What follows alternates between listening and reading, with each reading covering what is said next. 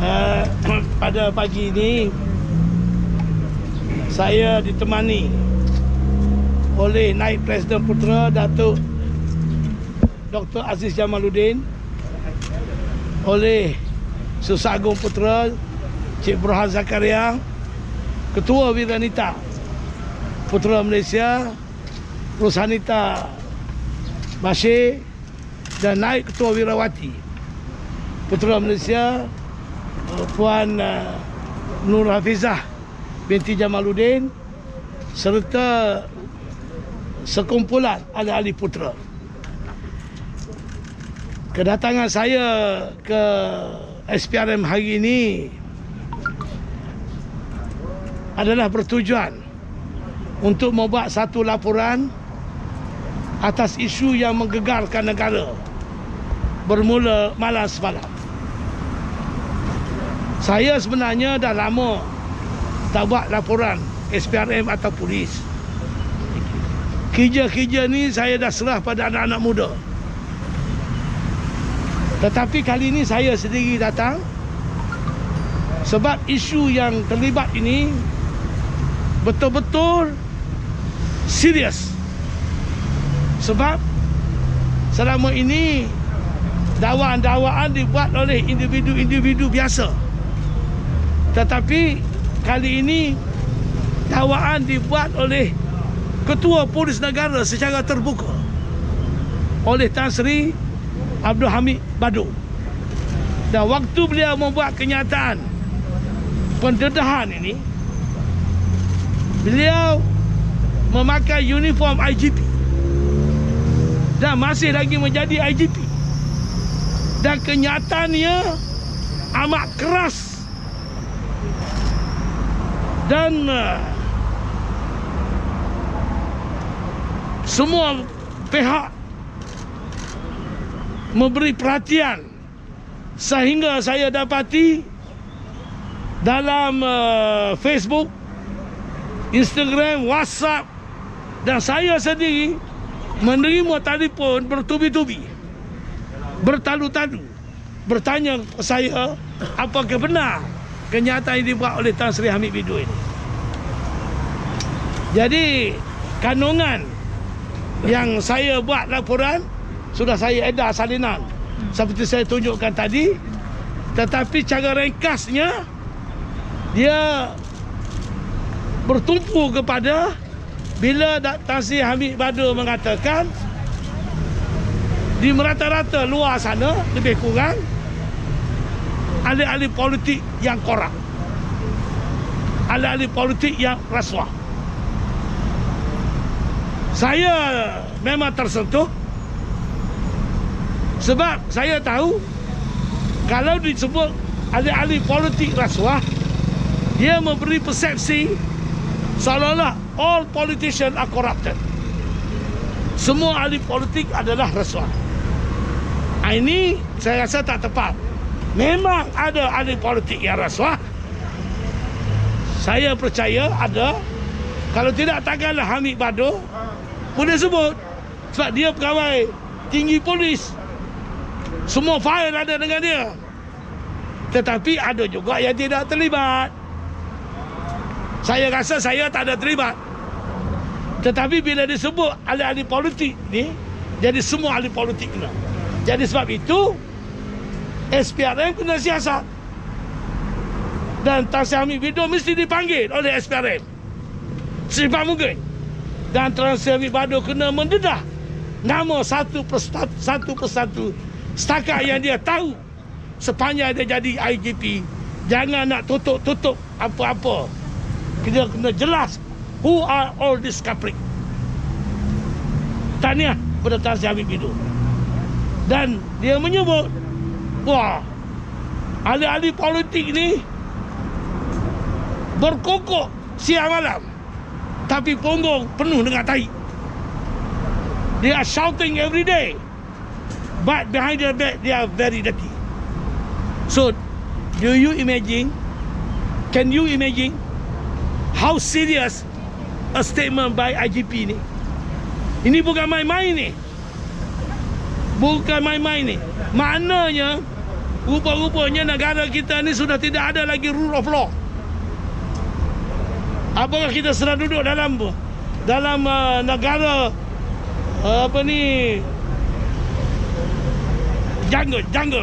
jungle country, ataupun dalam hutan pun lebih aman.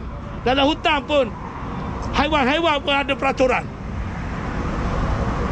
Mereka tahu. Jadi mengikut pendedahan Datuk Tan Sri Hamid Bidul ni, Allahu Akbar, dahsyat. Memang dahsyat. Dan satu lagi dalam laporan saya minta SPR siasat ialah perbualan telefon Menteri Dalam Negeri, di mana Menteri Dalam Negeri sendiri mengaku itu adalah suara dia. Dan perbualan itu ada kaitan dengan pelantikan jawatan-jawatan penting dalam polis. Dan susulan daripada itu, Tan Sri Hamid Badu buat lagi satu kenyataan dengan mendedahkan Menteri Dalam Negeri cuba mempengaruhi, menggunakan kuasa nak melantik pengarah kawangan khas yang baru yang didakwa kononnya kawan baik Menteri Dalam Negeri. Dan sebelum ini Menteri Dalam Negeri cuba nak menggunakan cawangan khas untuk kepentingan politik. And it's very serious because it involves Minister of Home Affairs.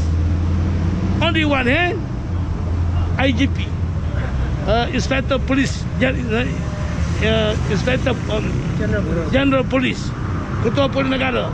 Sebelah ni Menteri Dalam Negeri. Wah.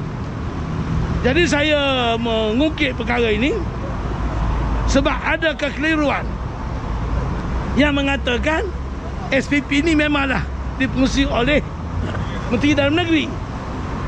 Dalam konteks organisasi profesional, you tahulah siapa yang mengendalikan sesuatu agensi. Even dalam organisasi mana-mana lah, is CEO. So IGP is CEO of Police Force.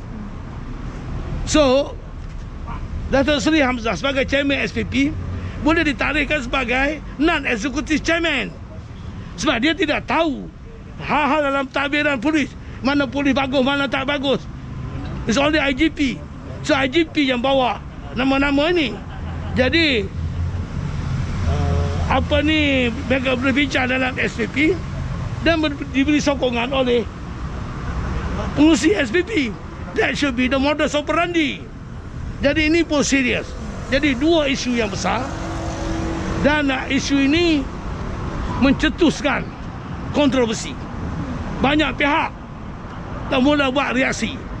Ada yang terkejut, ada yang menyokong, ada yang cuba menidakkan, ada juga yang kritik Tan Sri Hamid Badu, termasuklah Dewan Ulama PAS. Ini lagi pelik ni. Tan Sri Hamid Badu dah tegur dah Dewan Ulama PAS. Ini ulama politik. Ulama politik dulu lagi saya dah kata tak boleh pakai. Sebab ulama politik ni ulama cari makan. Jadi kita tak heran lah. Sebab PAS ni dia ikut keadaan semasa.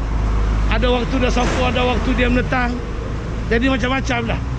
Jadi itulah kedudukannya. Dan akhirnya saya nak maklum di sini, waktu saya menyerah laporan ini, ianya diterima oleh Datuk Seri Nur Azlan Razali, pengarah kanan siasatan SPRM, bersama dengan dua pegawai lain.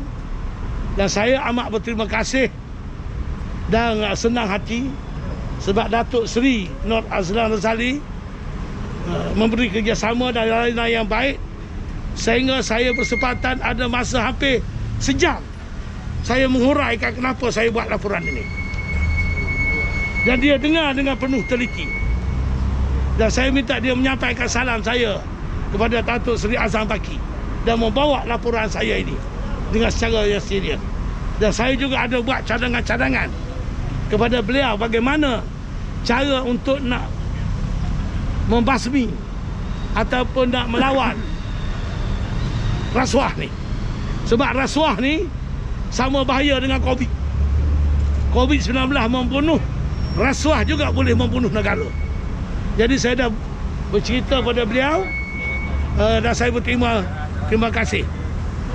Dan yang kedua, saya nak maklum di sini Hari semalam Wira Putra telah melancar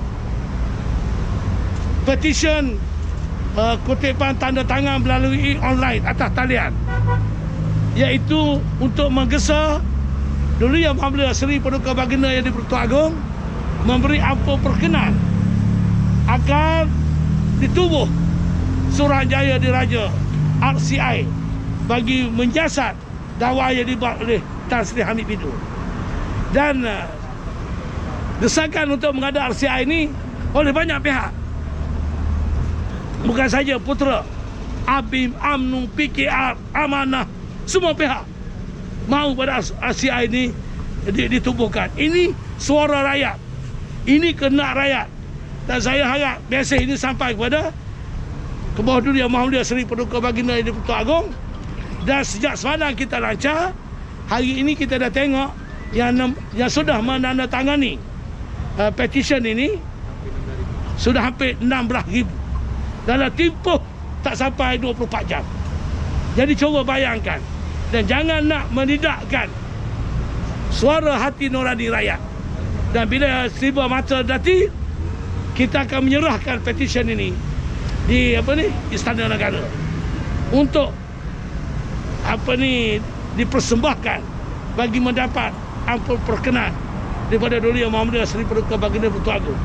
Dan pada rakyat Malaysia seluruh negara, tanpa mengira kaum, saya menyeru mana yang belum tanda tangan, semua dapat memberi sokongan. Dan saya amat teruja bila saya tengok 16,000 yang tanda tangan ini. Anjuran Putera, tidak sedikit yang tanda tangan dari kalangan orang-orang bukan bumi Putera. Kaum Cina, kaum India cukup ramai. Walhal ianya diusah oleh Putera. Jadi berarti mereka tidak lihat lagi Putera sebagai parti resis. Putera is a party that fighting for a true, real political cause for the benefit of the nation. So, minta haraplah tolong bantu, tolong sebar, tolong tanda tangan supaya kita achieve seberapa banyak yang boleh petition tanda tangan ini. So, itu saja. Terima kasih banyak. Any question? Saya boleh respon daripada SPM ada laporan yang ada. Saya dia mereka dapat bertindak cepat selain pada saya serah yang bertulis. Saya juga terus membawa saya pada pegawai-pegawainya untuk buat statement bertulis pula. Ni pun saya kena masuk ke dalam lagi ni untuk soal jawab lagi. Sejak lagi saya akan masuk selepas ni, belum lagi selesai. Sebab dia orang tunggu lama, saya keluar dulu. Jadi SPRM dah beri jaminan dia akan menyiasat. Sebab saya mengatakan bila kita buat laporan ini, isu Tan Sri Hamid Badu ini, SPRM juga akan dipersoalkan nanti. Credibility SPRM will be questionable if this issue tiba-tiba senyap dengan begitu. If this issue go under carpet, then people will not trust anymore about SPRM.